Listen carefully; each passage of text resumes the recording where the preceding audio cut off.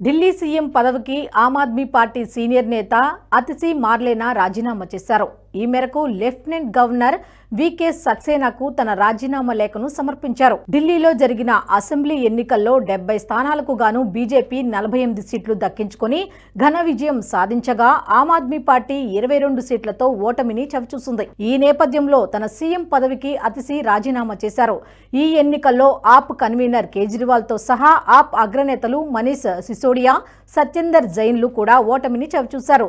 అతిశీ మాత్రం ఆమె పోటీ చేసిన కాల్గాజీ నియోజకవర్గం నుంచి 3521 ఓట్ల మెజారిటీతో గెలుపొందారు. ఢిల్లీ లిక్కర్ స్కామ్ కేసులో జైలు పాలై బెయిల్పై బయటకు వచ్చిన అనంతరం ఆరోపణలు రావడంతో కేజ్రీవాల్ సీఎం రాజీనామా చేశారు.